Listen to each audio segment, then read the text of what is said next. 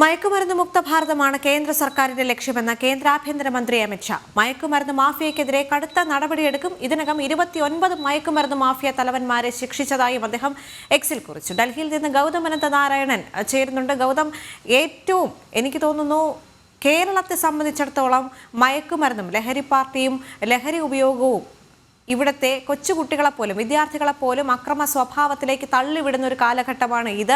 നമുക്കറിയാം, ഒരിക്കൽ തിരുവനന്തപുരത്ത് ക്രിസ്ത്യൻ കോളേജിൽ എത്തിയപ്പോൾ പ്രധാനമന്ത്രി നരേന്ദ്രമോദി പറഞ്ഞിരുന്നു, കേരളത്തിലെ യുവാക്കൾ മയക്കുമരുന്നിന് അടിമയായിക്കൊണ്ടിരിക്കുന്നു, അതിന് സർക്കാരാണ് ഏറ്റവും കൂടുതൽ വഴിവെക്കുന്നതെന്ന് അദ്ദേഹം പറഞ്ഞപ്പോൾ വലിയ രീതിയിലുള്ള വിമർശനം ഇടത് നേതാക്കളുടെ ഭാഗത്തു നിന്നെല്ലാം ഉണ്ടായെങ്കിൽ പോലും ശരിയായ സമയത്ത് എനിക്ക് തോന്നുന്നു അദ്ദേഹത്തിന്റെ വാക്കുകൾ അന്വർത്ഥമാക്കുന്ന തലത്തിലേക്കാണ് ഇപ്പോൾ കേരളത്തിലെ അവസ്ഥ പോയിക്കൊണ്ടിരിക്കുന്നത്. അതിനിടയിലാണ് അമിത്ഷായുടെ ഭാഗത്ത് നിന്ന് ഇത്തരത്തിലൊരു പോസ്റ്റ് കൂടി പ്രത്യക്ഷപ്പെടുന്നത്. ദേവിക, കേരളം ഉൾപ്പെടെയുള്ള സംസ്ഥാനങ്ങളിൽ മയക്കുമരുന്ന് മാഫിയകൾ അഴിഞ്ഞാടുന്ന ഘട്ടത്തിലാണ് ഇപ്പോൾ കേന്ദ്ര ആഭ്യന്തരമന്ത്രി അമിത്ഷാ ഇത്തരമൊരു പ്രസ്താവന നടത്തിയിരിക്കുന്നത്.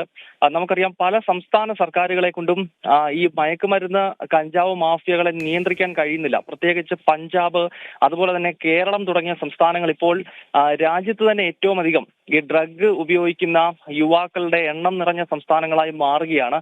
അതിനാൽ കേന്ദ്രത്തിന്റെ ഒരു ഇടപെടൽ ഇതിൽ അനിവാര്യമാണ് എന്ന ഘട്ടത്തിലേക്ക് പോകുന്നു. സാധാരണയായി ഇത് സ്റ്റേറ്റ് നിയന്ത്രിക്കേണ്ടതായ കാര്യമാണ്. കാരണം സംസ്ഥാന പോലീസും എക്സൈസും ഒക്കെ ഉൾപ്പെടെയുള്ള വിഭാഗങ്ങൾ ഇത്തരം മാഫിയകളെ നിയന്ത്രിക്കുന്നതിന് വേണ്ടിയാണ് രൂപീകരിച്ചിട്ടുള്ളത്. പക്ഷേ കേരളത്തിലൊക്കെ അത് എല്ലാ അർത്ഥത്തിലും ഓരോ ദിവസവും ഇത്തരം വാർത്തകൾ തുടർച്ചയായി വരുന്ന പശ്ചാത്തലത്തിലാണ് ഇപ്പോൾ കേന്ദ്ര ആഭ്യന്തരമന്ത്രി അമിത്ഷാ ശ്രദ്ധേയമായ ഒരു പരാമർശം നടത്തിയിരിക്കുന്നത്. മയക്കുമരുന്ന് മാഫിയകളെ കടുത്ത രീതിയിൽ ശിക്ഷിക്കും എന്ന താക്കീത് അദ്ദേഹം നൽകുകയാണ്. ഇതിനകം തന്നെ അടുത്ത കാലത്ത് തന്നെ ഏതാണ്ട് 29 മയക്കുമരുന്ന് മാഫിയ തലവന്മാരെ ശിക്ഷിച്ചു കഴിഞ്ഞിരിക്കുന്നു.